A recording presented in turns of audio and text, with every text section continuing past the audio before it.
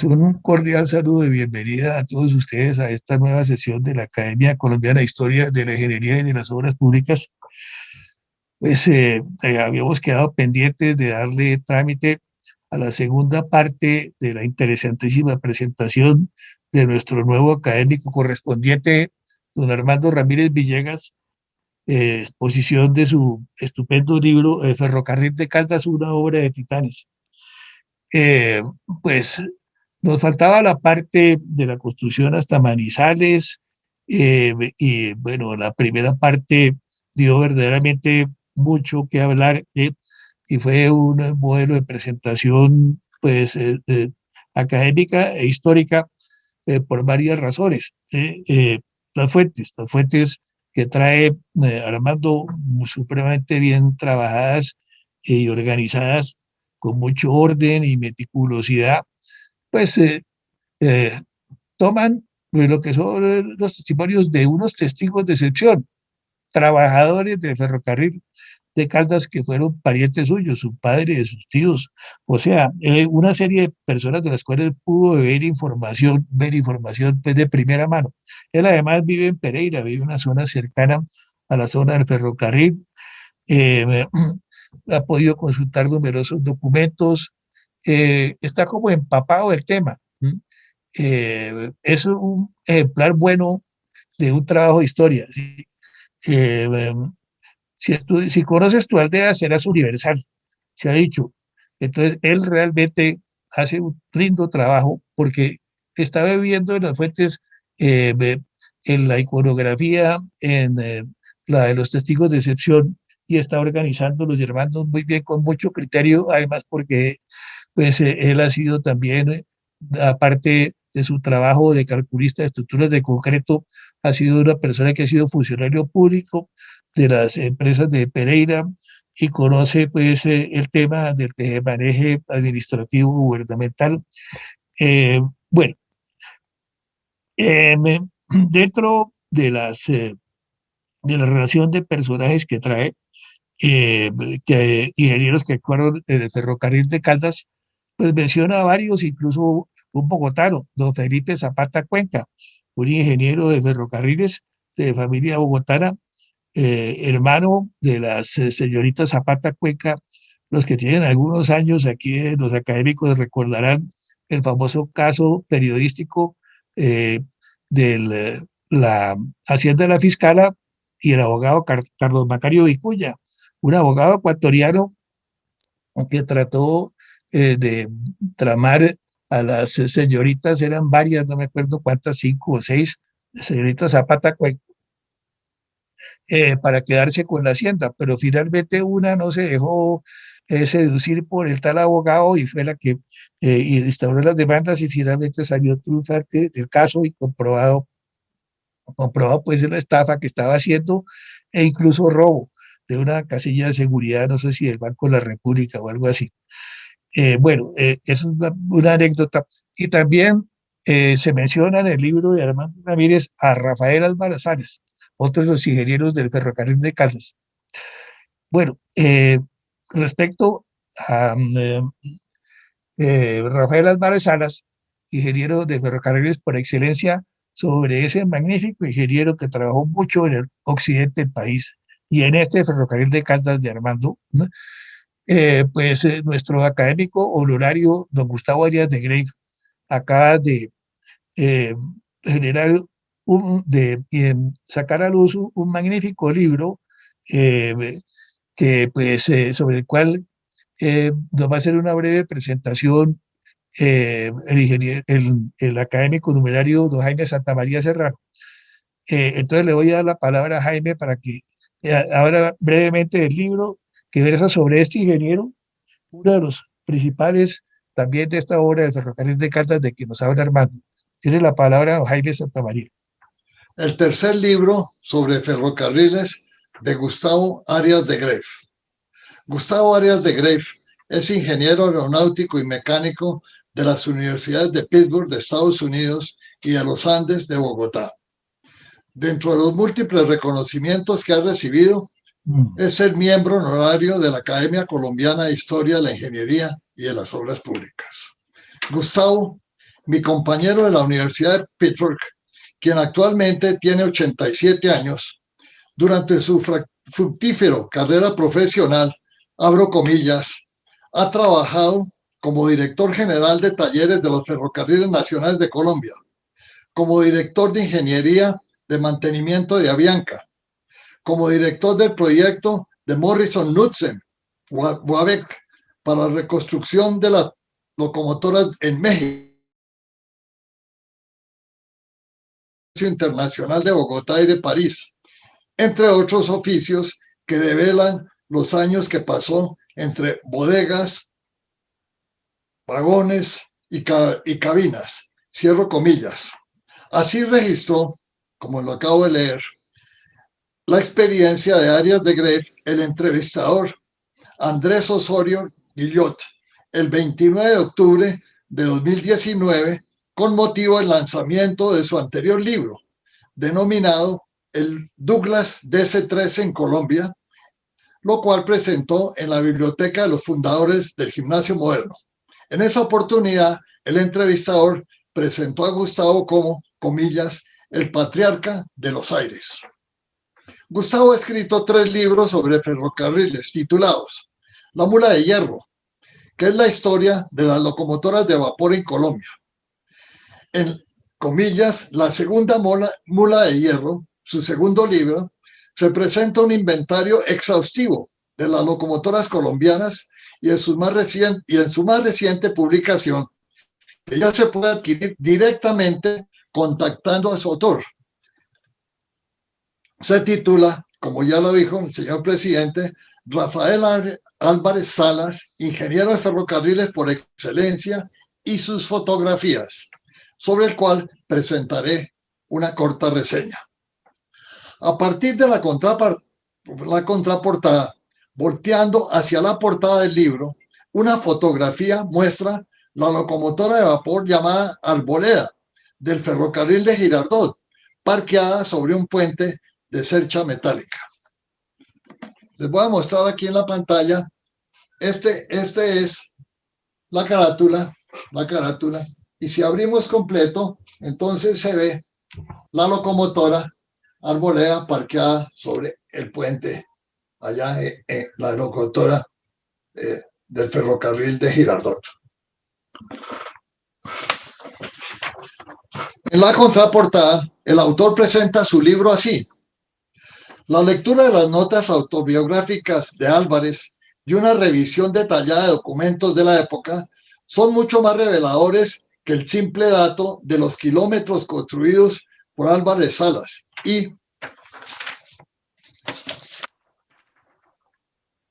nos pone de presente que estamos ante una figura aún más importante y destacada, y sobre todo ante un ser humano de las más altas calidades morales y profesionales, que es un ejemplo de rectitud y dedicación a la profesión que no podemos dejarse de señalar a las generaciones actuales.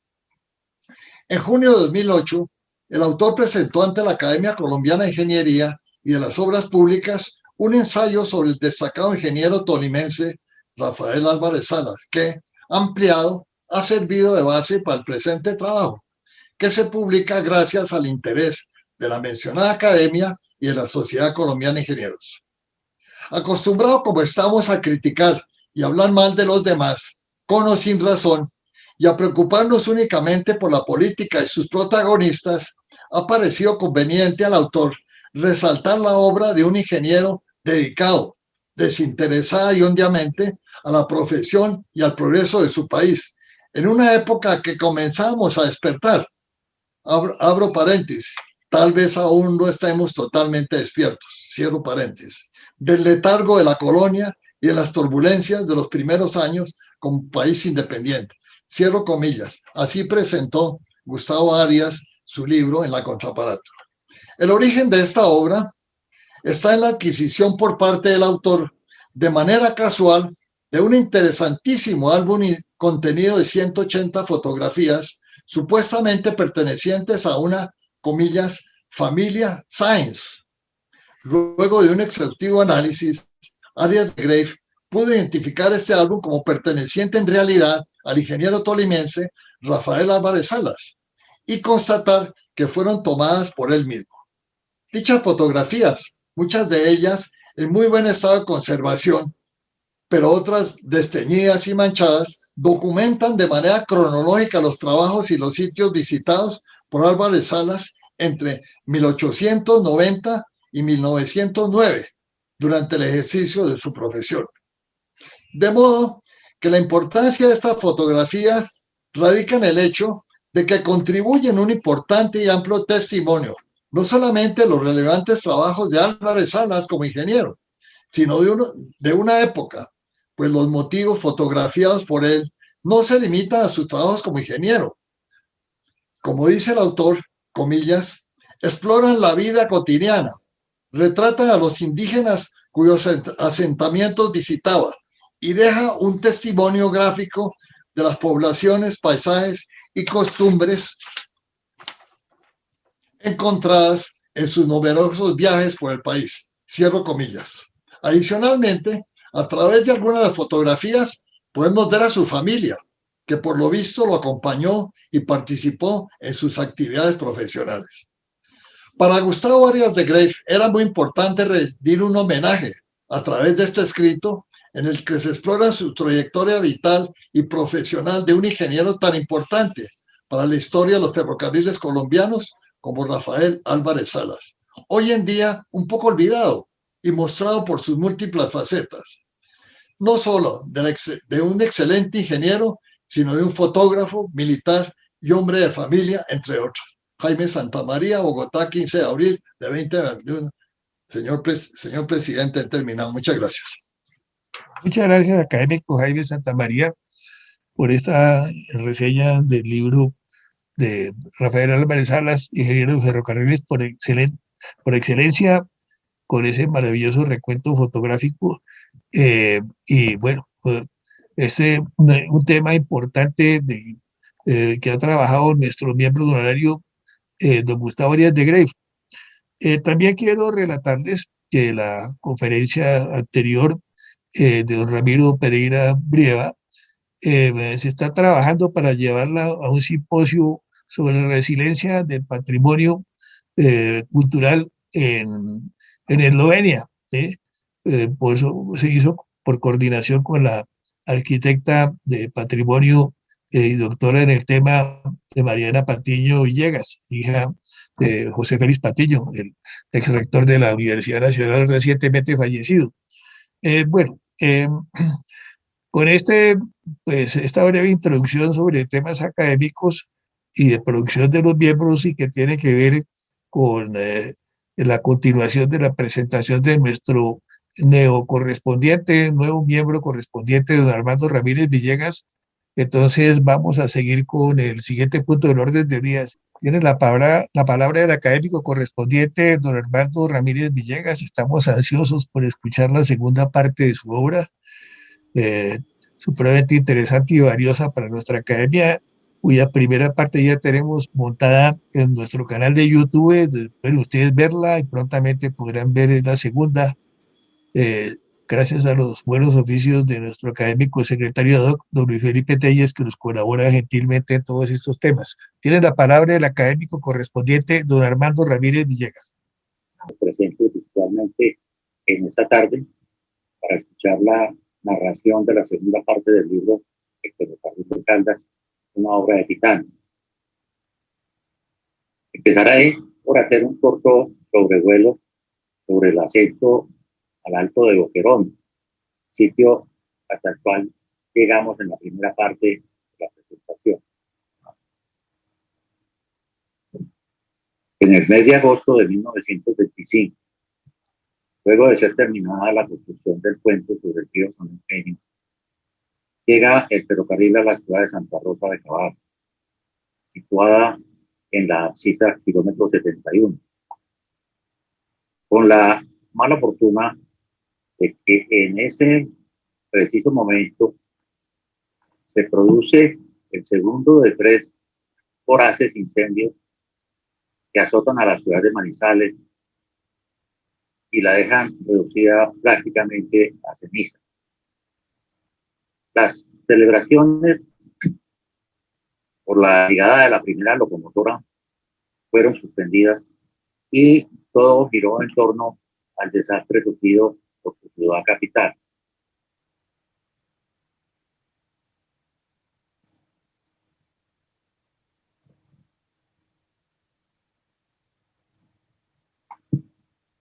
Comparación del puente sobre el río San Eugenio, de 80 metros de luz en los años 1925 y 2016.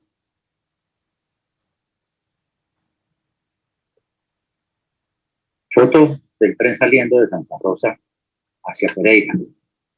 En el ascenso, después de cruzar el puente sobre el río San Eugenio en los años 40.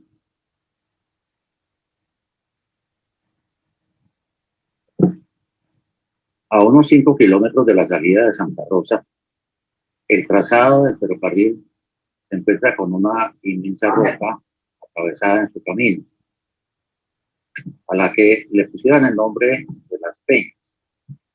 Fue esta la ocasión para utilizarla por primera vez la dinamita, un elemento desconocido en la región. Y ella llegó acompañada de 2 gringos, expertos y encargados de dar las instrucciones para su manejo y los cuidados debidos en su utilización.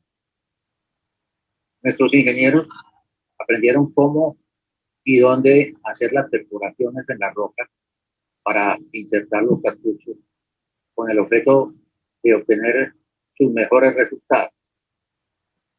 Por supuesto, todas las medidas de seguridad para su manejo y almacenamiento.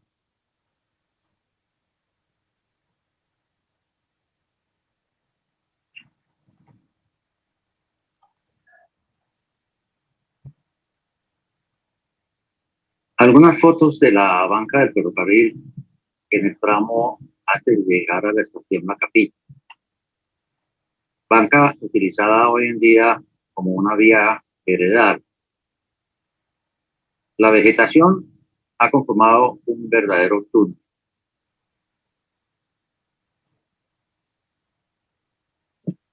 Un corte para la banca, hoy adornado con un hermoso seto de swing.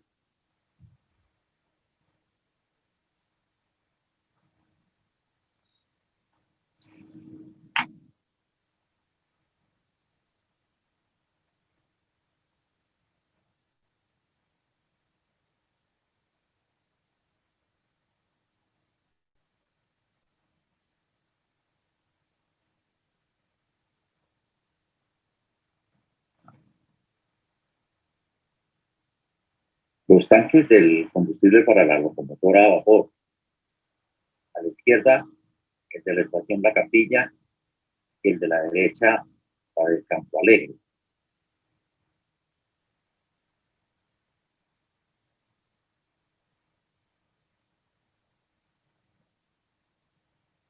Unos kilómetros más adelante de la estación La Capilla, se encontraron una nueva montaña rocosa, denominada Los Micos. Una nueva oportunidad para poner en práctica las enseñanzas de los gringos. Todo empezó bien hasta un momento en que no se sabe a ciencia cierta si fue por una falla en la instrucción ofrecida por los gringos, por un mal entendimiento o por problemas de traducción, o simplemente por un descuido. Un oficial y 2 ayudantes trataban de manipular unos tacos de dinamita, con tan mala fortuna que esta hizo explosión y los 3 trabajadores lamentablemente perdieron al instante su vida. La tragedia, llamada de los Micos, mereció un terrorífico y descarnado comentario en el diario La Voz de Cali, del 4 de febrero de 1926. Por respeto a la audiencia, me abstengo de leerlo, pero lo dejo a su disposición, a su voluntad y criterio, darle una leída.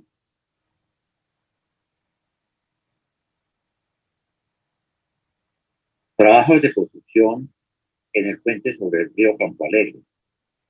A la mano izquierda se puede apreciar la primera pala o grúa hidráulica del ferrocarril de Caldas, que llegará para la remoción de los derrumbes en la subida a Boquerón, sobre la cual ya tuvimos oportunidad de conversar en la sesión pasada. A la derecha, el puente en su estado actual.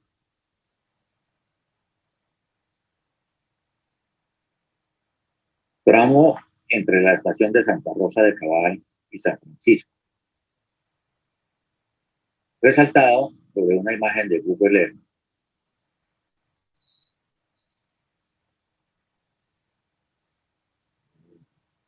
No tengo cómo señalar. A ver, aquí está la estación de Santa Rosa. Vamos a la estación de Guayabito, cerca de Santa Rosa. Aquí está la zona de las peñas a las cuales nos referimos cuando se habló de la dinamita, de los gringos que vinieron. Y aquí está la estación La Capilla. Las fotos de la banca son alrededor de esta parte. Y de la estación La Capilla sigue hacia San Francisco, hoy Chinchiná.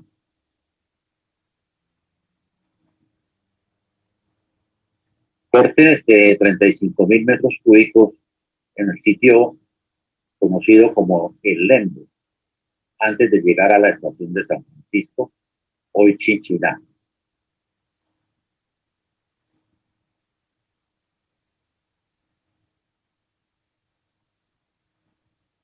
El túnel de la Doctora, correspondiente al número 3, con una longitud de 40 metros, situado a la entrada de Chinchiná. Fue construido por los ingenieros Eleuterio Serna.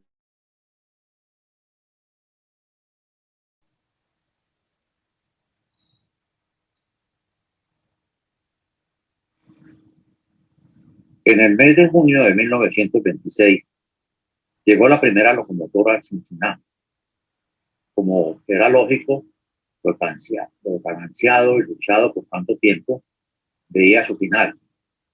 Y los dirigentes y la población en general, airosos, se dieron a celebrar este triunfo. Las autoridades departamentales y municipales organizaron los programas para los festejos y las invitaciones se repartieron por todo el país.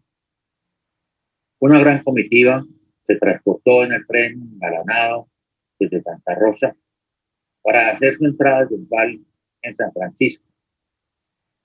No faltaron los fuegos artificiales, la banda de músicos y los correspondientes discursos. Era un día esplendoroso, un día de verano, como se había sucedido tantos en los días anteriores. Pero de repente, todo cambió. Un gran aguacero se precipitó, las celebraciones se vieron interrumpidas y los asistentes buscaban afanosamente dónde guarecerse.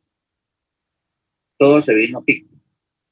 Las aguas lluvias empaparon los terrenos recién movidos, provocando deslizamientos a diestra y siniestra, tapando la banca del ferrocarril en numerosos puntos e impidiendo el movimiento de los trenes. Fácil es imaginar la angustia de los organizadores, con los ingenieros a la cabeza. ¿Cómo devolver a esa cantidad de invitados a sus lugares de origen? ¿Dónde darles alojamiento decente mientras se encuentran alguna forma apropiada para movilizarlos? Todo un caos. No hubo más remedio que acudir al transporte caballar para transportar a las damas y caballeros que, con sus trajes poco apropiados para estos eventos, se vieron obligados a aceptarlo para lograr llegar a siquiera a Santa Rosa, en donde podrían abordar algún tren que los llevara a sus lugares de origen, o al menos a algún lugar apropiado para sus conexiones. Una verdadera lástima. Aquí sí podría decirse que se quedaron con los tres cosechos. Pero no fue solamente el hecho frustrante de la inauguración cancelada. Para apreciar la magnitud de lo sucedido, basta decir que se tomó 6 meses la remoción de los derrumbes, la limpieza de la banca y el alineamiento de los rieles, ¿no? En medio de un invierno como no se tenía hacía muchos años en el proyecto comprendido entre la capilla y la estación de San Francisco. La sola enumeración de los derrumbes es aterradora. San Juan, La Calera, Los Micos, Jorgito, El Papayo, El Caimán, Campo Alegre, Guayabal, El Lembo y La Nubia, en un tramo de 12 kilómetros. Es casi uno cada kilómetro, lo que muestra lo difícil e inestable que eran los terrenos que atravesaban la línea de Costa Rica. Solo en el mes de diciembre de 1926 se pudo dar al servicio la línea con la continuidad y la seguridad requerida. 6 meses más alargando las dificultades para atender en forma de vida la reconstrucción de la capital.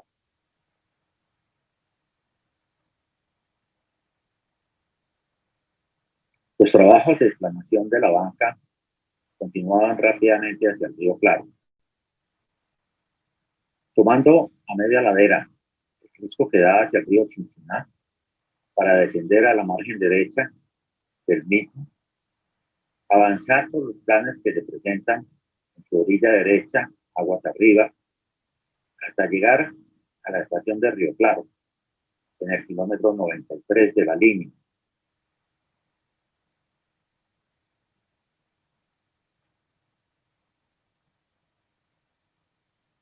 A propósito de la estación de Río Claro, es bueno recordar que en el mes de noviembre de 1985 se produce la tragedia de Arnero, debido a una avalancha del río Lagunilla, producida por el taponamiento y posterior ruptura del mencionado río, debido a la erupción del río, con una pérdida de vidas estimada en 20.000 pobladores. Pues bien, el protagonismo lamentable se lo llevó, por supuesto, la ciudad de Arnero, la cual fue totalmente desaparecida del mapa. Pero algo parecido, pero de menores consecuencias, sucedió hacia la margen occidental del Nevado. Que el taponamiento del río Claro y su posterior ruptura produjo grandes destrozos al lado y lado de su recorrido, que una vez desembocado al río Chinchiná, produjera una gran avalancha, la que asoló todo al lado y lado de su paso, dejando una alta y lamentable cifra de víctimas. Lo poco que quedara de su población fue trasladada a un sitio más alto, lejos de la probabilidad de un nuevo desastre.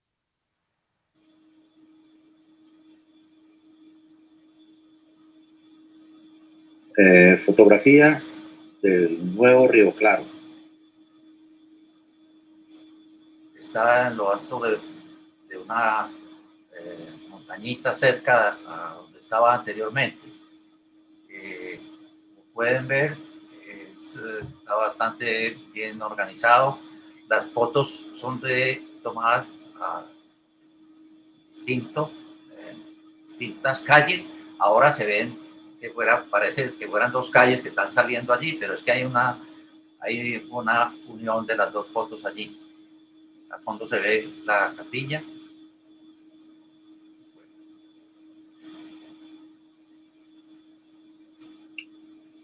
Una muestra de cómo quedó la capilla de Río Claro después de la avalancha.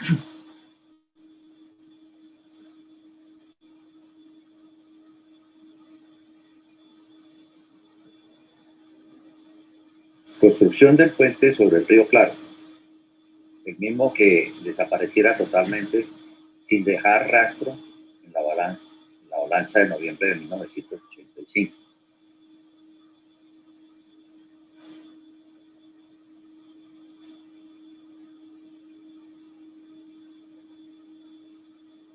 Otra foto de la construcción de los estribos del puente. Aprovecho la oportunidad para hacer un reconocimiento al doctor Héctor Echeverri, autor del libro El ferrocarril de Caldas de 1927. Las dos fotografías del puente, como las del puente sobre el río La Vieja, en Cartago, como los fotogramas de los personajes y muchas más que aparecen en este libro, fueron sacadas del libro del doctor Echeverri. Me atrevo a decir que sin este libro no habría sido posible reconstruir la historia del ferrocarril de Caldas. Los devastadores incendios que asolaron a la ciudad de Manizales acabaron con la gran mayoría de sus archivos históricos. Y como si esto hubiera sido poco, en la época de la dictadura militar, un señor coronel, entonces gobernador, ordenó quemar unos papeles que se encontraban en alguna oficina porque no hacían más que estorbar. Pero, ¿quién fue este personaje Echeverri, autor del libro? Fue el presidente de la Junta del Ferrocarril desde el inicio de su construcción hasta el año 1927, cuando fuera nombrado secretario de Hacienda del departamento de Caldas. Tenía entonces sobrados conocimientos para publicar su libro, un verdadero tesoro para la historia.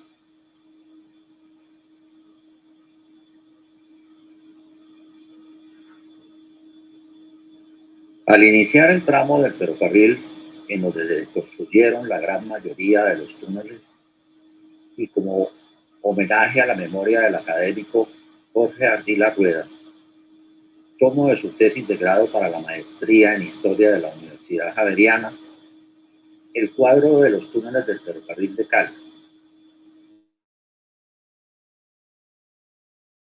de 11 túneles. Sin embargo, con un asterisco aclara que el túnel de la Cascada ha sido impedido de los datos que aparecen en el libro de Néstor Echeverri. Pues bien, de acuerdo con mi visita al sitio, pude constatar que no se trata de un túnel, sino de un box culvert o una caja en concreto, a través de la cual se canaliza la quebrada de la Cascada y se dispone de sus aguas unos metros adelante, con la curiosidad de que su tapa superior hace de banca para pasar los rieles del ferrocarril. Una verdadera obra de arte. Por otra parte, los ingenieros constructores no consideran como un verdadero túnel el de la avenida Cervantes, sino una simple alcantarilla para recibir el lleno necesario para el cruce de la avenida. Esa es la razón para que en la lista de túneles del ferrocarril no aparezcan sino 9 en lugar de 11. Con el perdón y el respeto debido a su excelente trabajo y memoria, hago esta aclaración.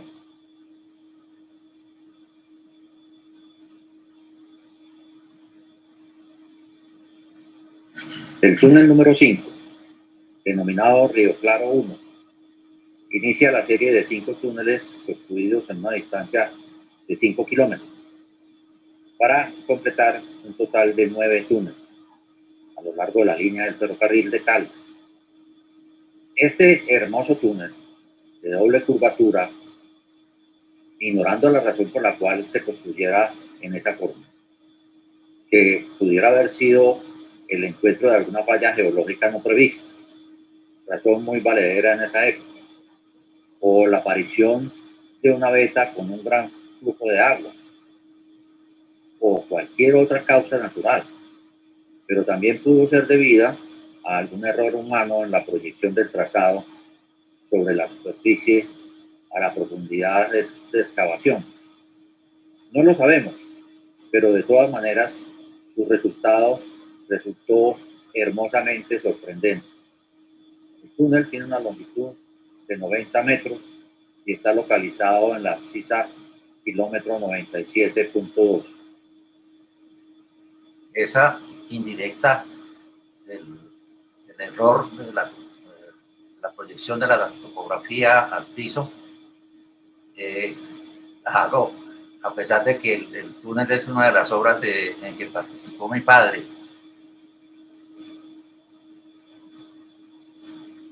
Aquí vemos nuevamente. Otra foto del interior del túnel Río Claro 1. Aquí se alcanza a ver la doble curvatura más clara. Este es el túnel denominado Río Claro 2, que corresponde al número 6 en el orden de los túneles del ferrocarril.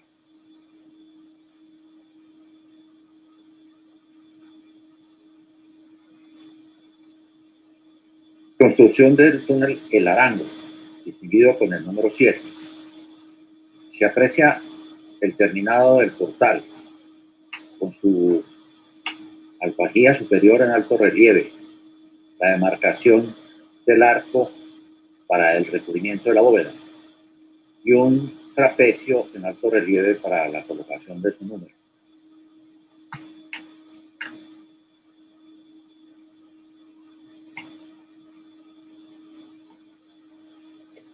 El arroyo, de 58 metros de longitud, en la abscisa del kilómetro 101.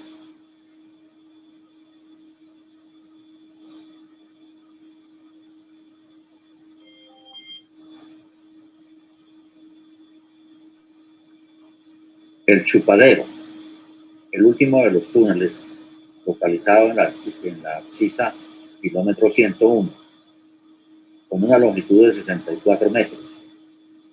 La imagen de la izquierda es tomada del libro de Néstor Echeverri. Es bueno observar los vehículos en que se transportaban los ingenieros para visitar las obras. Ahí podemos ver a alguien mirando el resultado de la excavación. En la fotografía anterior también aparecía otro caballo. Detalle del interior del túnel número 9, el Chupadero.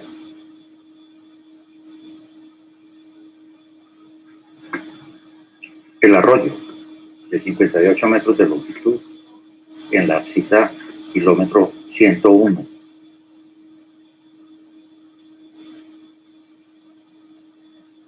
Se observa también ahí el encofrado para la bóveda del túnel, forma de encofrar y vaciar la bóveda. Foto del túnel del arroyo en su estado actual.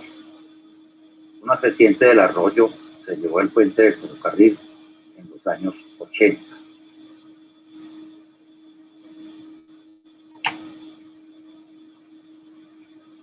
Imágenes de la construcción del túnel del Chupadero, de 60 metros de longitud, situado en la pista 101, tomadas del libro de Néstor Echeverri.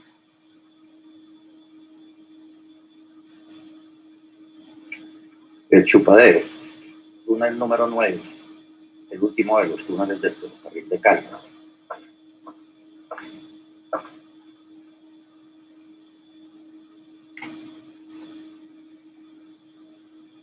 Bueno, señores, hemos llegado a Villa María.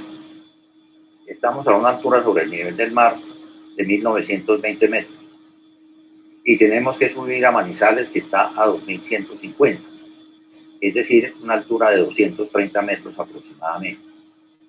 Eso en una longitud del trayecto de rieles de 8 kilómetros y medio, lo que quiere decir que sube con una pendiente promedio compensada del 3%. Sin embargo, existían ciertos tramos que tenían pendientes entre el 4 y el 5%, los cuales castigaban la capacidad de arrastre de las locomotoras, exigiendo a veces, de acuerdo con el número de vagones del tren, que se necesitaran 2 locomotoras para subir la exagerada pendiente. Por supuesto, esta situación, en términos económicos, representaba una carga muy pesada para su mantenimiento. Pero los manizaleños, inteligentes y recursivos como siempre lo han sido, se inventaron 2 clases de pendientes, la de importación y la de exportación. y la verdad que les funcionó en buena parte.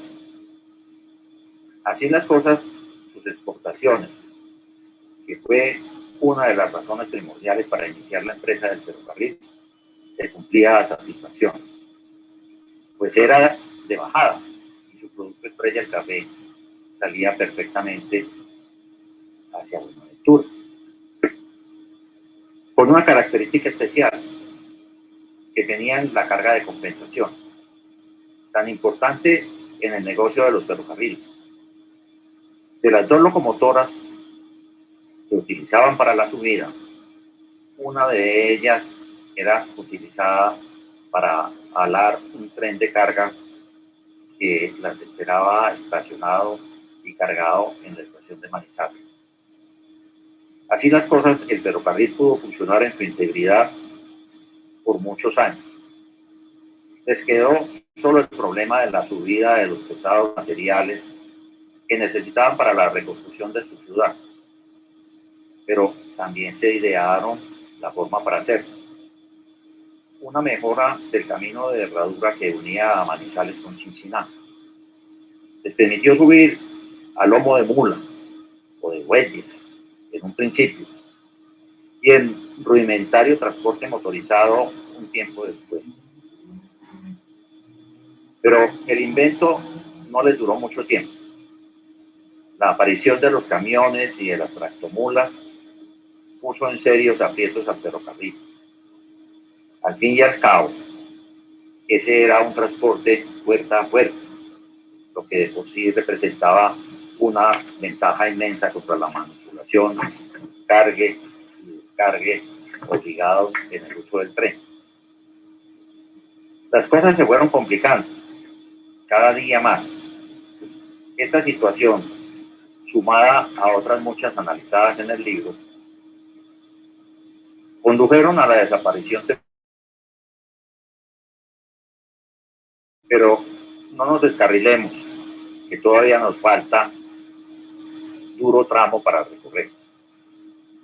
Como el camino es largo y culebrero, los invito a que utilicemos el transporte aéreo para subir hasta la próxima y última estación. Si a alguien le da miedo o se siente mareado, no se preocupe. No es sino que me avise y yo paro para que se pueda bajar.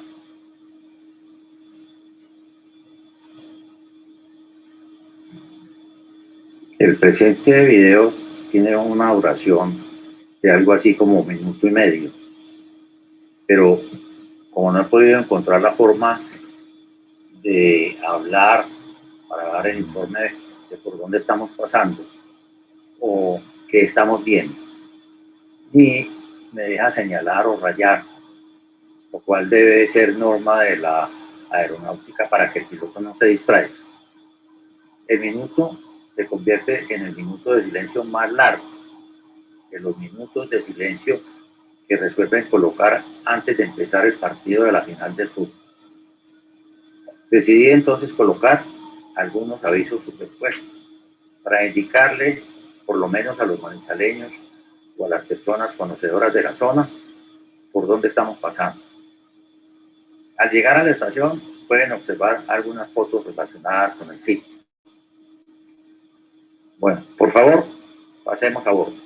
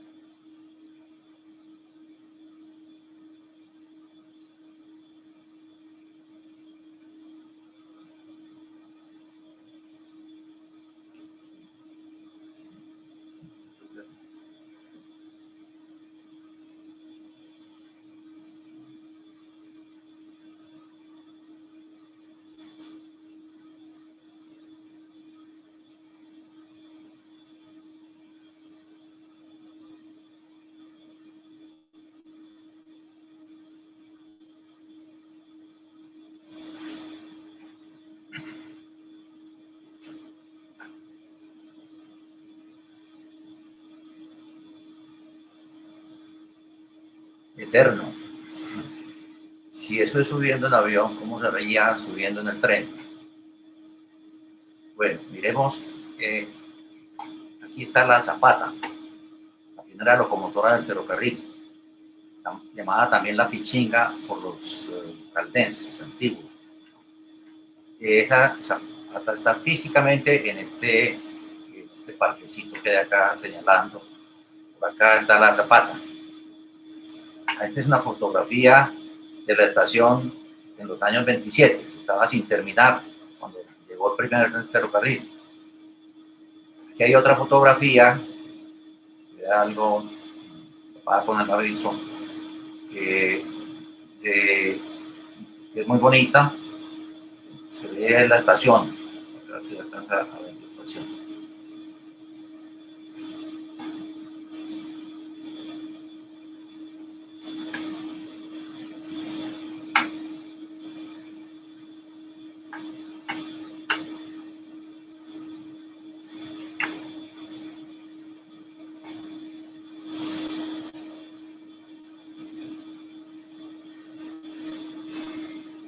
Torre del edificio de la estación de Manizales. El diseño arquitectónico es de la compañía americana La Hule, encargada de los diseños para la recuperación de la ciudad después de los sucesivos incendios que se produjeron.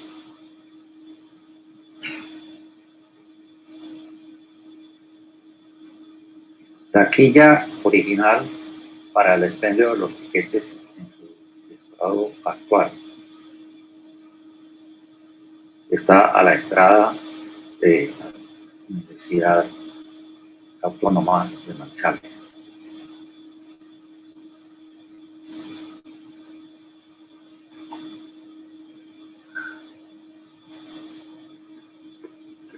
Este es el supuesto túnel de la avenida Cervantes.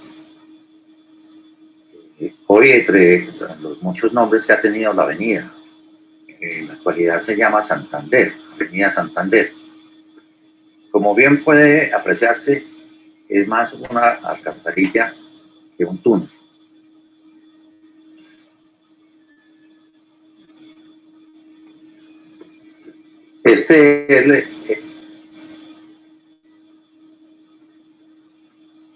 Como buenos ingenieros carrileros que son, creo que les debe gustar la música de carrilero.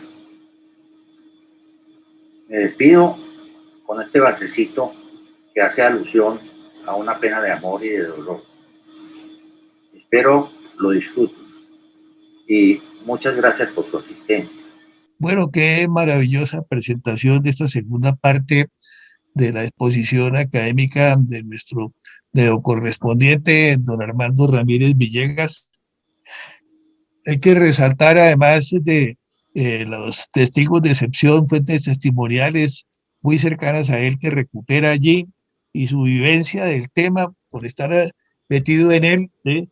El importante acervo de recopilación de trabajos que hace de académicos de nuestra academia, como fallecido numerario en temprana edad, don Jorge Ardila Rueda, el año pasado, eh, como nuestro honorario Jorge Arias de Grey, ex rector de la Universidad Nacional, y pues muy interesante, que trabaja con su hermano Gustavo, eh, autor del libro que nos mostró al inicio de la sesión el académico numerario don Jaime Santamaría Serrano, de Alfredo Bateman, el padre de nuestro honorario Jaime Bateman Durán.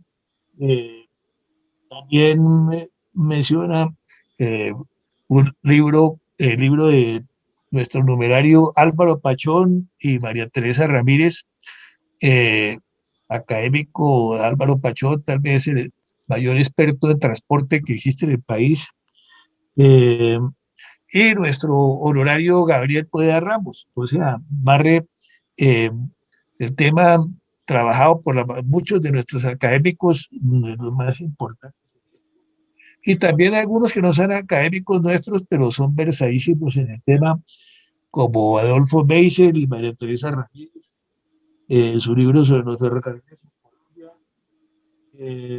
bueno, y muchos otros. Entonces, este verdaderamente es un acto de inicio de vida académica que para nosotros es muy importante. Es alguien que se acerca con respeto a la academia, mira los trabajos de los miembros, los avala, los aquilata y les hace un aporte personal interesantísimo, importantísimo, incluyendo su pizca de arte, ¿sí? Y de emoción, como poner ese tan lindo video que figura al final, ¿sí? Al igual que nuestro académico Gustavo Arias trae esas fotografías y toda esa iconografía importante de sus libros, acuarelas también. Esa faceta artística es tan importante en la historia, en la academia, ¿sí? Es como un factor integrador, ¿sí? Nosotros los ingenieros somos muy buenos para analizar y desmenuzar los problemas y nos cuesta más trabajo integrarlos y llegar a soluciones buscándolas, eh, como se logra que el director de una orquesta, ¿sí? En base a la partitura y el pentagrama, haga que tantos músicos con distintos instrumentos den esa armonía perfecta en un concierto, utilizando el símil utilizado por nuestra académica Olimpia Negrio y el académico Jaime Santamaría Serrano en su trabajo sobre la enseñanza de la ingeniería. Bueno, con estas breves palabras y calurosas felicitaciones a nuestro neocorrespondiente, don Armando Ramírez. Para nosotros es un honor contar con usted y una gran alegría en esta academia. Doy la palabra. Quisiera oír en primer lugar pues un comentario, ¿sí? de, de, del académico numerario Álvaro Pachón, ¿sí? Que está presente aquí y es compañero de Armando, y además de eso, pues una persona tan versada en transporte y en este tema de los ferrocarriles y en esta zona tan interesante. Académico numerario Álvaro Pachón tiene la palabra. Buenas tardes para todos. Realmente ha sido una experiencia muy agradable oír a Armando con sus derroche tecnológico muy especial y su gusto artístico, que he conocido desde el primer año de ingeniería de esto, y que realmente siempre he agradecido por el apoyo que me brindó en esos momentos. Creo que ha sido una presentación estupenda, muy diferente a algunas que hemos hecho los miembros un poco acartonadas, pero ha sido maravillosa la experiencia y merece una gran felicitación. Y haberlo recibido como miembro correspondiente, creo que ha sido un reconocimiento de todo su trabajo tan excelente sobre un tema que atrae a mucha gente.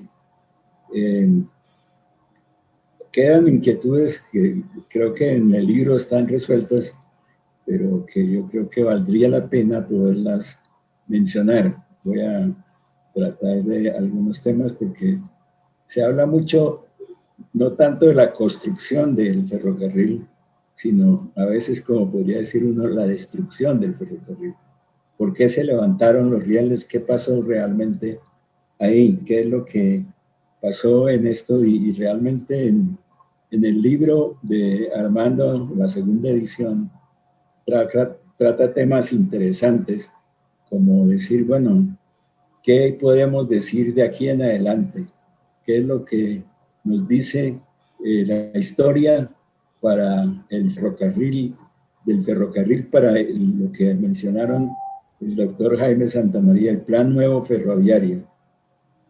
Algo que parece que por la presentación es que no es un momento para volver a retomar las mismas rutas y los mismos de esto, porque las restricciones impuestas por la topografía en ese momento son demasiado grandes para que un ferrocarril que va a competir con unas tractomulas y unas redes de autopistas bastante importantes que se han hecho en el Viejo Caldas puedan tener alguna posibilidad.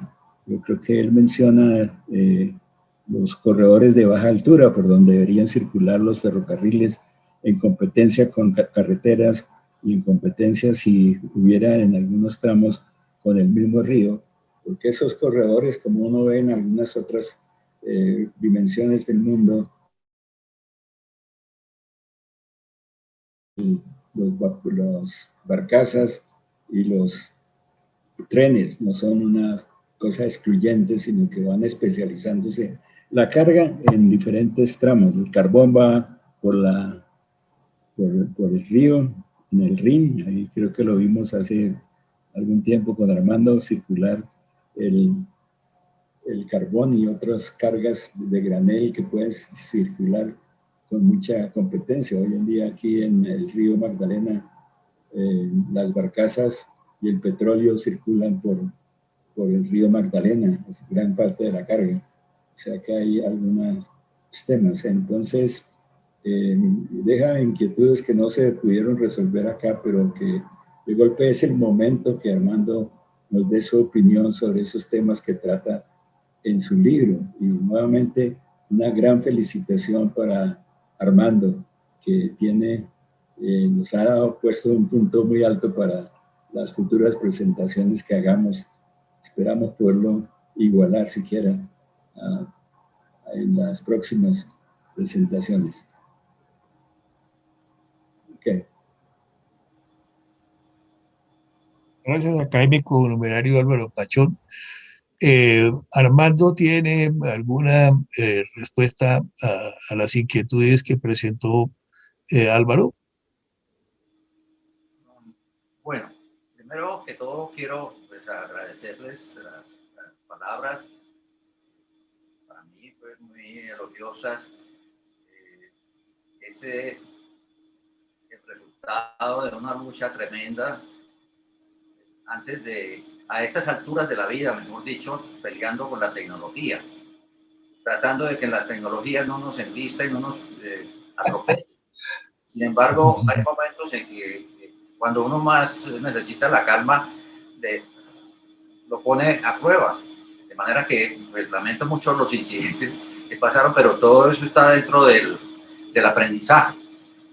Sobre la presentación, pues, no, un poco diferente, no tan acartonada posiblemente, pero espero, pues, como dicen ellos, que sea agradable para todos, que haya sido buena para todos. Me queda una pregunta, la pregunta del millón. La pregunta del millón es que insistentemente en casi todas las presentaciones del libro, en su primera edición, apareció alguien de la audiencia con la misma pregunta. Ingeniero, ¿cuál cree usted que sea el futuro de los ferrocarriles en Colombia? Una pregunta concreta y perfectamente constituida por un sustantivo, que es el ferrocarril, y dos complementos, uno de tiempo, que es el futuro, y otro de lugar, que es Colombia. Hay esos tres factores.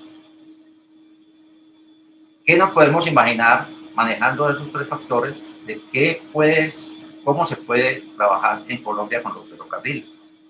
Álvaro tal vez insinuó algo del seguimiento de los ríos, y es que desafortunadamente el país está cruzado por 3 cordilleras y no es fácil atravesarlo transversalmente sin la necesidad de un túnel como el de la línea o como para unir, digamos, la parte del centro del país con la zona de Bogotá, Boyacá, en fin, y posteriormente pasar a los llanos orientales.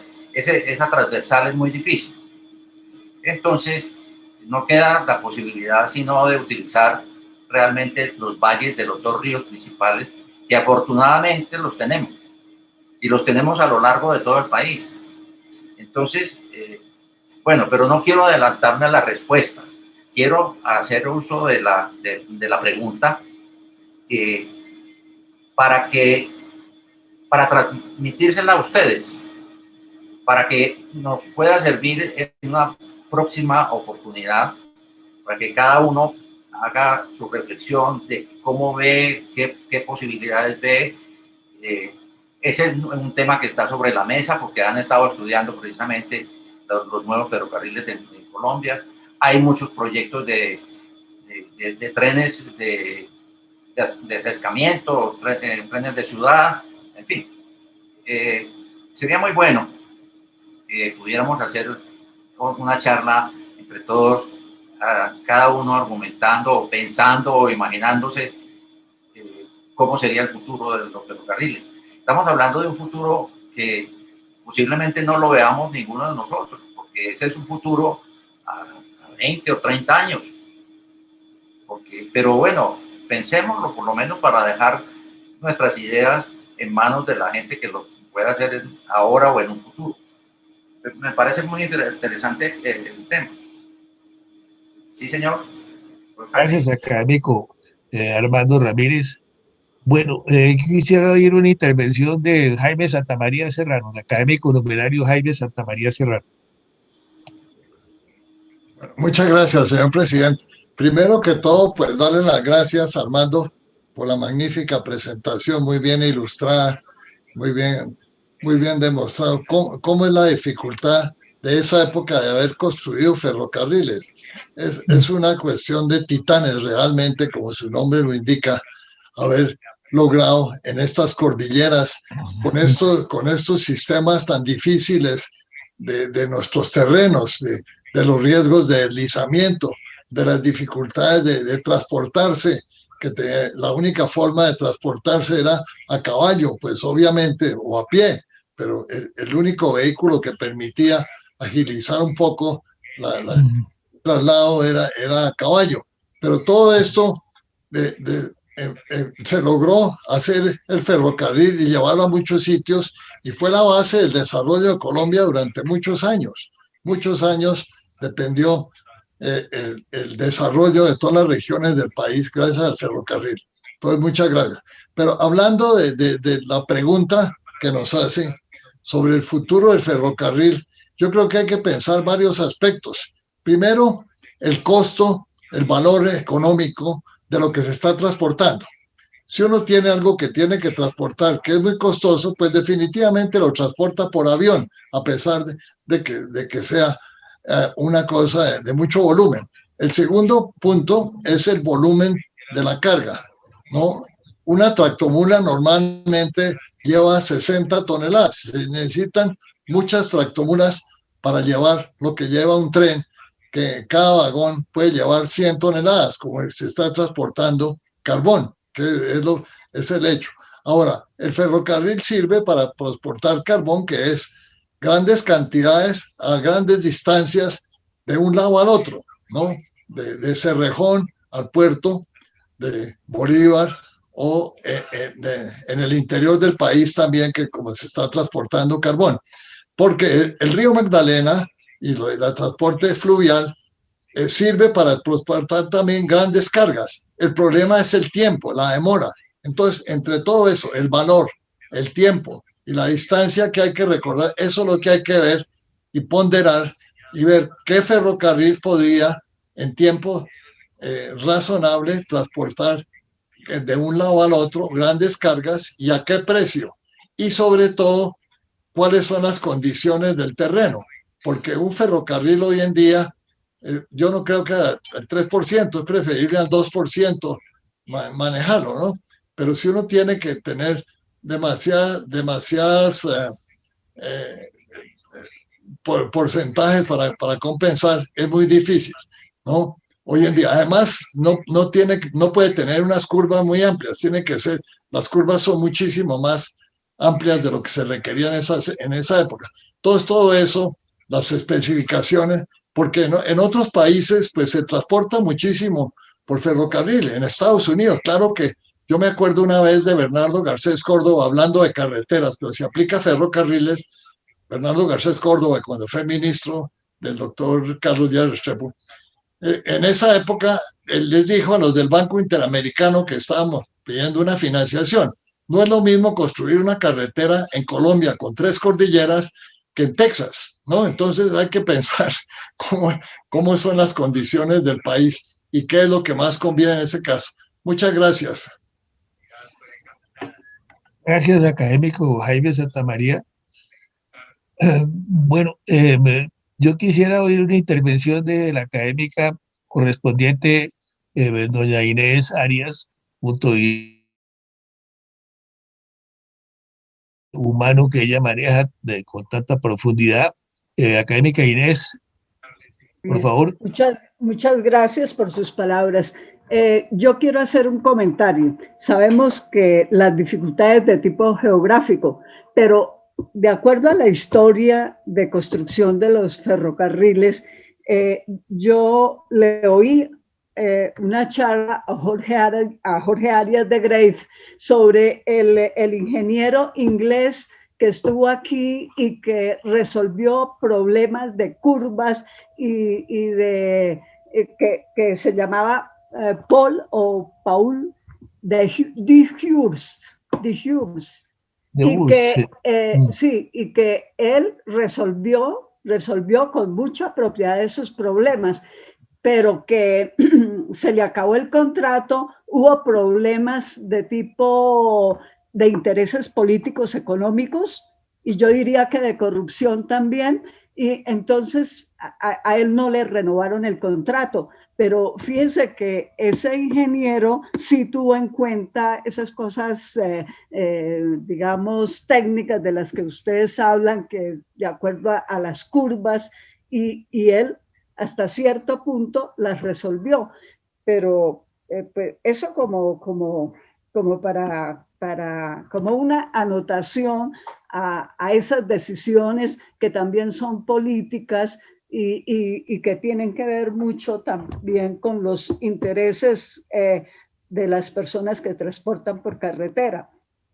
Entonces, yo hago la referencia desde el punto de vista histórico, que precisamente hay un artículo en una de las revistas de la Academia de Historia e Ingeniería, donde Jorge Arias de Greif pone ilustra sobre esos problemas técnicos y lo que hizo ese ingeniero, y también de lo que hicimos nosotros como sociedad y como país, que no se le dejó terminar su obra, se le suspendió el contrato, etcétera, etcétera. Gracias. Gracias, académica Inés Arias. Pues usted se refiere al ingeniero de Wurst y a la locomotora especial que diseñó para Colombia, ¿sí? Un trabajo supremamente meticuloso sobre el cual Jorge y Gustavo Arias pues, nos presentaron muy interesantes exposiciones aquí en la academia. Pues muy valioso su comentario, académica Inés Arias. Bueno, no sé si el académico Camilo Santander quiera decir algo. Bueno, gracias. Muy interesante, y pues se nota que en esa época, en los años 20, pues era una cosa titánica, obviamente. Y realmente se pregunta uno si fue económicamente viable, porque pues no se le ve que no se le ve ahí la posibilidad con tanto costo y tanta inversión de que hubiera habido en esa época el tráfico de mercancías o de gente que hubiera realmente justificado la obra. Y la realidad es que pues por ese motivo seguramente se acabó abandonando porque no era rentable su sostenimiento. El futuro de los trenes en Colombia puede ser claro pensando que el país tiene que vincularse a los mercados mundiales y bajar el costo del transporte interno, que indudablemente es muchas veces mayor al transporte marítimo desde cualquier parte del mundo. Y sobre todo hoy en día con el nivel de tamaño de los barcos y la eficiencia de los puertos. Entonces, yo pues estudié el caso hace 30 años, cuando el presidente Samper sacó una licitación para cómo desarrollar el tema de los trenes. Desafortunadamente, como muchas cosas en el país, no llegó a donde tenía que llegar porque por diversas razones la gente que se adjudicó el contrato, que tuvo que ver con España, Lo único que hizo fue una labor de escritorio de parte de un abogado de apellido Taborda, si no estoy mal. Bueno, en fin, no llegó a nada, desafortunadamente. Pero hoy en día, digamos, la técnica de construcción de trenes está supremamente desarrollada, pues por una parte en Europa, pero hoy en día está sobrepasada por lo que aprendieron de todos los sistemas de trenes los chinos, que han logrado desarrollar a través de todo su territorio, inclusive territorio supremamente complicado, como es el territorio que sube al Tíbet y todo eso, y ya hay trenes en cantidad de 35.000 kilómetros que han logrado desarrollar en 15 años. Imagínense anualmente 2.000 y más kilómetros de trenes, o sea, 2 veces darle a Colombia prácticamente anualmente en la China. Todo es cuestión de tener los recursos y en cuanto a nuestra viabilidad se refiere, pues ver cómo se compara el costo que puede tener esa obra, porque yo estoy absolutamente seguro que la puede eventualmente financiar un país como la China sin ningún inconveniente, si fuera rentable para el país acometer la obra. Ahora, el costo flete de tren, digamos, teniendo una línea recta desde Neiva hasta Barranquilla, Santa Marta, pues sería del orden de la 10ª parte lo que vale el transporte por camión y por carretera. Indudablemente es supremamente interesante desde un punto de vista logístico. Existe obviamente el problema que mencionaba la doctora Inés, que es el problema político de los camioneros que pues hacen un paro y tumban al gobierno por tratar de semejante error de idea. Entonces eso es un asunto que hay que tener de vista. Pero lo que se pensó en esa época fue tener una línea central que a alta velocidad recorra todo el país y líneas que bajen, digamos, desde Medellín, desde Bucaramanga, desde Bogotá, los centros principales, a tomar ese tren.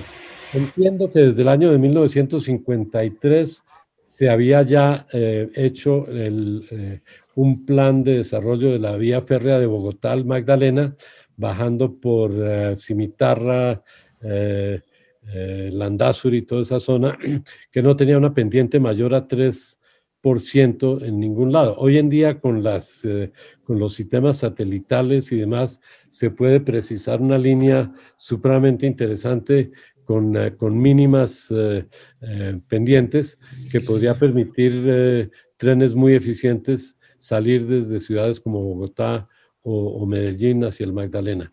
Eso sería. Y el tema del occidente, pues obviamente depende de la posibilidad de un puerto que sea viable y que tenga, digamos, un acceso al puerto, a los puertos de occidente, que sea viable desde un punto de vista geográfico y rentable, porque pues una gran parte del futuro de nuestro comercio va a ser hacia occidente, por el Pacífico, y el Pacífico pero puede obviarse pues por el Atlántico, porque ya digamos, el canal de Panamá está ampliado para los grandísimos barcos y ya hay la posibilidad incluso de nuevos puertos de gran volumen para el posible mercado.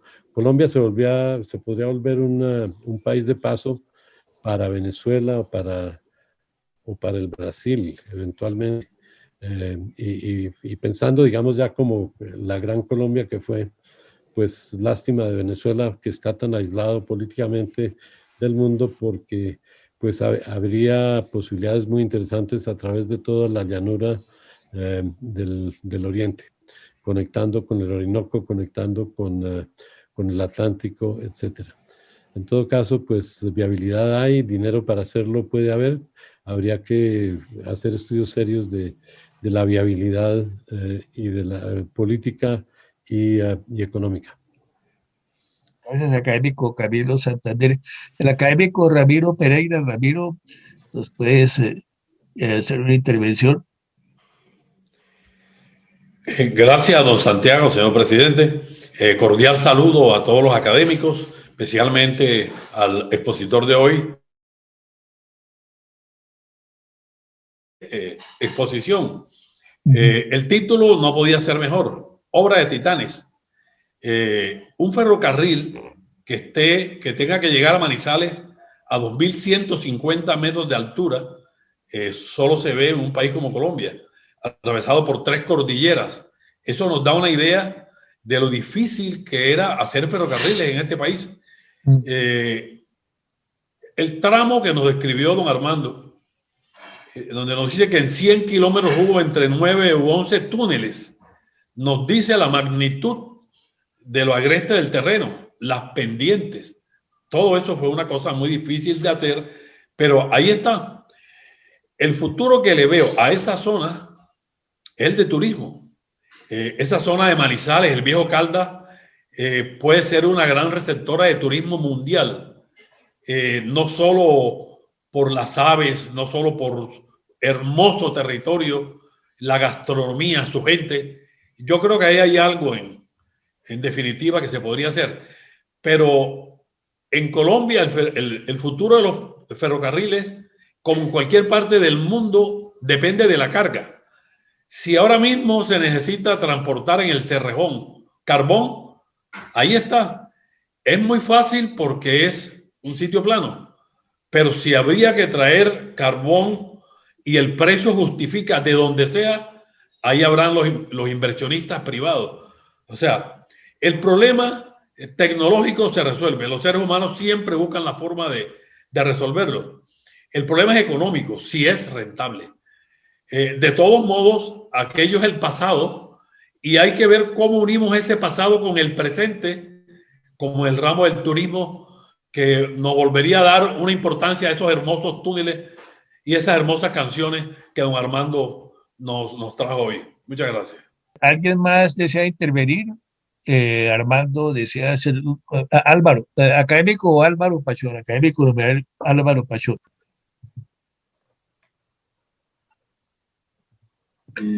Sí, Armando me quedó viendo una pregunta, me contestó una, pero la otra no me la contestó. Y es, ¿cómo fue lo del final de la película? Se habla de que una turba levantó los rieles. ¿Cómo fue bien esa parte del final del ferrocarril de Caldas? Y creo, por otro le achacan la culpa de la muerte de los ferrocarriles al profesor Lowling Kerry, que hizo eso y que fue de los primeros que dijo que los ferrocarriles que no fueran rentables deberían pues levantarse los rieles y esto. Entonces, ahí hay como, no tengo la claridad, creo que en el libro lo dice, pero no sería bueno que nos recordara Armando esa inquietud que puse la vez pasada. Sí, señor. Armando, académico Armando, ¿tiene alguna respuesta a la inquietud del académico Álvaro Pachón? Sí, señor. Bueno, muy interesante la pregunta. Y es que esa pregunta, como él nos toca por los laditos, tiene mucho de corazón, de pasiones regionales entre las ciudades. Hay que recordar que Caldas era un territorio, un departamento que tenía 3 ciudades muy cercanas y muy competitivas y muy iguales en su desarrollo. Unas un poquito más que las otras, pero siempre había una puja entre las 3 ciudades. Esa puja, y yo creo que de pronto un mal manejo de la superioridad del gobierno, de los señores de Manizales, contra Pereira y contra Armenia, pues fue lo que ocasionó la ruptura del departamento en 3 departamentos. Entonces, en ese momento, todo lo que se dijera o se hiciera por un lado o por el otro, lo analizaban como si fuera una herramienta o una forma de ganarle al otro o de ponerle zancadilla al otro. Entonces, en el caso de los rieles, realmente, bueno, primero tenemos que empezar porque el ferrocarril a Manizales, como hemos visto, ya como lo comenté, era totalmente antieconómico. El ferrocarril llegaba, por ejemplo, hasta Pereira con 20 vagones de Buenaventura. Tenía pendiente del 2,5% compensada y podía llegar con 20 vagones. Pero de Pereira a Manizales salía con la mitad. Y fuera de eso llegaba a Chinchiná y tenían que poner otra locomotora para terminar de subir de Chinchiná a Manizales. Entonces, eso desde el punto de vista económico era un desastre total, cosa que no había forma de solucionarlo. Entonces, pero apartándonos de eso, el asunto de los rieles de Pereira, la levantada, no fueron muchos rieles, fueron un riel. Pero eso obedeció, esa levantada del riel obedeció a otras razones completamente distintas. Las razones era que el ferrocarril atravesaba toda la ciudad de Pereira, tenía más de 40 cruces a nivel donde hubo muchos accidentes, muchas muertes. Que ponían, ustedes recuerdan que era la vara que se bajaba para avisar que el tren iba a pasar, o que muchas veces no había quien bajara la vara, o el que quería pasar antes del tren se metía, en fin. Y a raíz de tantos accidentes, pues hubo un movimiento en Pereira que se pretendía era cambiar la ruta del ferrocarril. Inclusive se estudió una variante para los que conozcan la zona por el borde del río Tun, bajando por el borde del río Tun sin atravesar la ciudad y llegar y conectar en Nacederos, cerca donde está el aeropuerto Matecaña hoy en día. Esa variante se estudió en Pereira. El ingeniero Gustavo Sarria hizo un estudio muy detallado y insistieron mucho en Bogotá para que colaboraran para hacer esa variante. Los ferrocarriles en ese entonces pertenecían ya al gobierno nacional, ya no eran de los departamentales.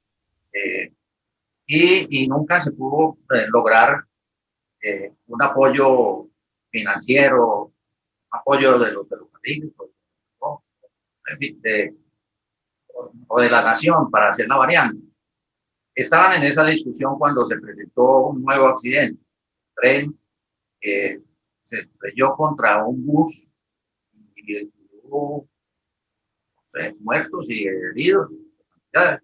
Entonces eso inmediatamente levantó los ánimos de los ciudadanos y la protesta. Entonces fueron un movimiento supuestamente cívico, fueron y levantaron uno de los rieles. Hicieron su propaganda, su exhibición, su discurso, y fueron y levantaron un riel. Entonces, era esa protesta porque no les hacían la variante. Los manizaleños cogieron esto como si fuera una decisión de la ciudad de Pereira para quitarles a ellos el transporte férreo. Pero el transporte férreo en ese momento ya estaba muy suspendido. Ya el transporte no era económico y en ese tramo era, ustedes mismos vieron cómo es la subida a Manizales, cómo es de antieconómica la operación. Entonces, pues todo eso, con esas circunstancias políticas y anímicas y todo lo que había, pues resultó ser como una bomba. Y los manizaleños reaccionaron muy fuerte, hicieron una manifestación y paro y años y muchas cosas protestando, pero la realidad pues la realidad era que los ferrocarriles ya estaban en su última etapa. Hacen alusión al ministro Barco, demandada del riel. Pero indudablemente, no solamente el ministro Barco, sino que ya era una política nacional, recomendada también por la comisión que había venido a hacer los estudios, que los ferrocarriles en Colombia estaban dando pérdidas, porque porque llegaron a tener otro problema muy serio, y era la parte laboral, la parte de las prestaciones sociales, de las jubilaciones, generaron un desorden administrativo total, general en todo el país. Entonces, los ferrocarriles ya estaban de salida, digo, ya estaban de salida, eso fueron simplemente unos picos. De hecho, el ferrocarril hasta Pereira y hasta Armenia, el ferrocarril, el riel se levantó en los años 50, 57, 57 creo, 57 o 58, no recuerdo muy bien, pero más o menos en esos años fue cuando se hizo el levantamiento del riel. Pero en esos años ya estaba, los ferrocarriles estaban ya en la agonía. De manera que el de Pereira, por ejemplo, siguió existiendo hasta una reunión que hubo en Pereira, una convención nacional, de las clases de ingeniería. Álvaro tal vez no tocó ir a Pereira.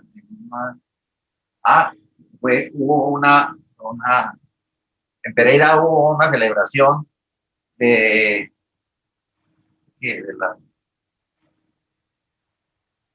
una celebración de la que hacen todos los años del ingeniero.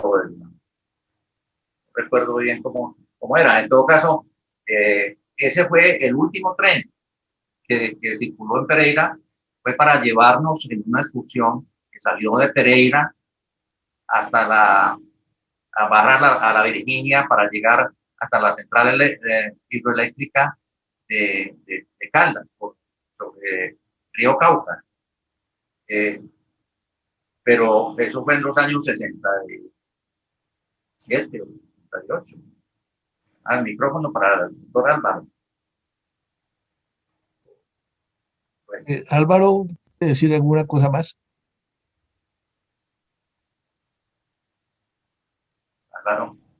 Álvaro. Eso fue en el año 68, el Congreso Nacional de Ingeniería en Pereira.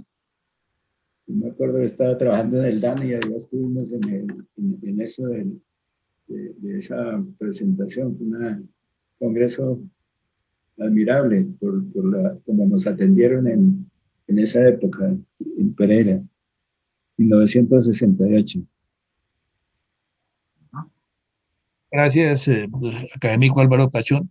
Bueno, vamos a cerrar entonces la mesa redonda y agradeciendo a nuestro académico correspondiente Armando Ramírez su magnífica exposición y a todas las demás académicos que intervinieron por sus valiosas interpretaciones. De todas maneras, en el canal Academia Colombiana de Historia de la Ingeniería en YouTube lo podrán ver martes o miércoles de la semana entrante, y mejor asómense por allí el miércoles de la semana entrante.